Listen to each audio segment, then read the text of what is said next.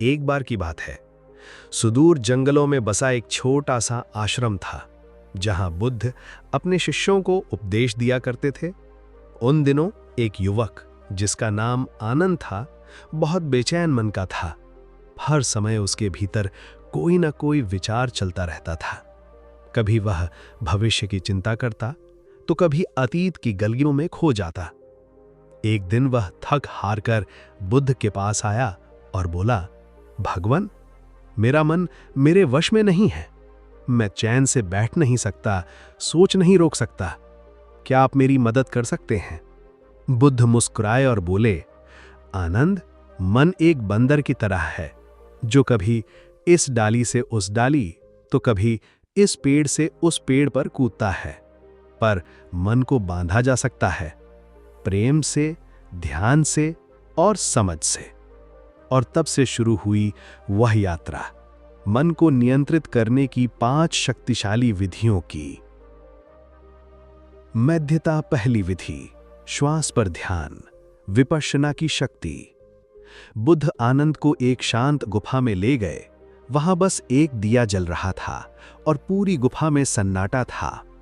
बुद्ध बोले, बैठ जाओ और केवल अपनी श्वास को देखो, जैसे वह आती है और जैसे वह जाती है।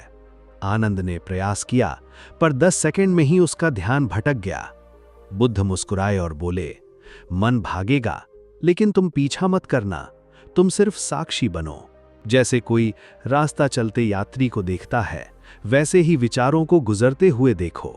धीरे धीरे कुछ दिनों में आनंद का मन शांत होने लगा।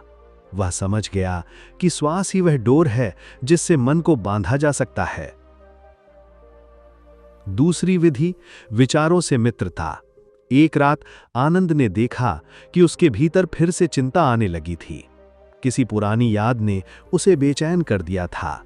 वह भागकर बुद्ध के पास आया और बोला, भगवान, फिर वही विचार, कैसे भगाऊं इसे?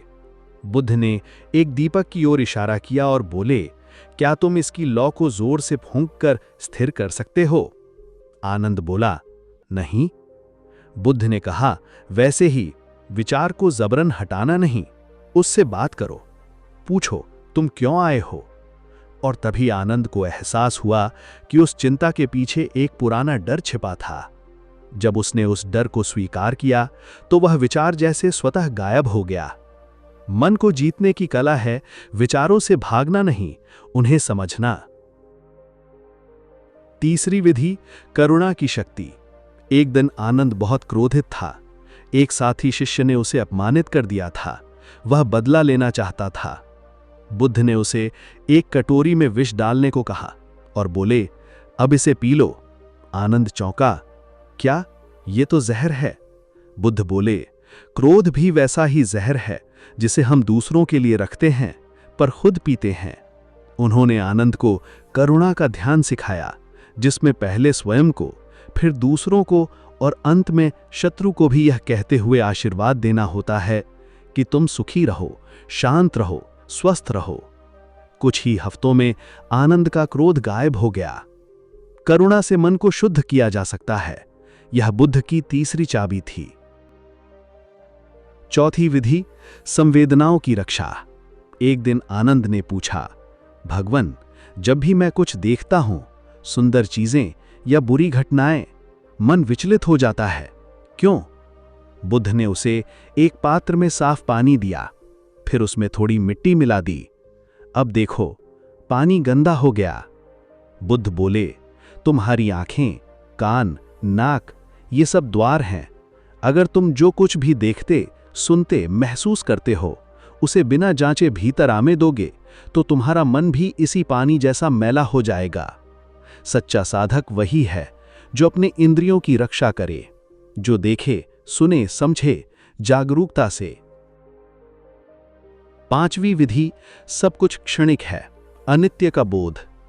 अंत में बुद्ध ने आनंद को एक अंतिम पाठ पढ़ाया। वो उसे एक नदी के किनारे ले गए। वहां एक सूखा हुआ पत्ता पानी में बहता जा रहा था।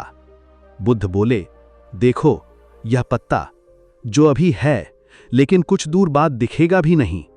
ऐसा ही हमारा हर विचार, हर भावना, हर दर्द, सब कुछ क्षणिक है। जिस दिन तुम यह समझ लेते हो कि दुख स्थायी नहीं है, क्रोध स्थायी नहीं है, डर स्थायी नहीं है, उस दिन मन स्वतः मुक्त हो जाता है। आनंद अब शांत था। वह मुस्कुराया और बोला, मैंने अपने मन को समझ लिया भगवान, अब वह मेरा मित्र बन गया है। बुद्ध भी मुस्कुराए और बोले, मन को जीत लिया तो संसार को जीत लिया। प्रिय श्रोताओं, ये कहानी सिर्फ आनंद की नहीं, आपकी भी हो सकती है। आपका मन भी शांत हो सकता है। आप भी बुद्ध की राह पर चल सकते हैं। बस आज से शुरुआत कीजिए। इन 5 विधियों में से एक चुनिए और मन की यात्रा शुरू कर दीजिए। पहली, श्वास पर ध्यान।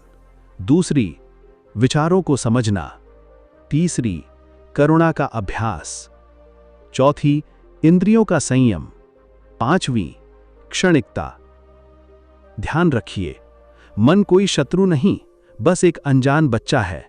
थोड़ा समय दीजिए, थोड़ा प्रेम दीजिए, वह भी आपको अपना बना लेगा।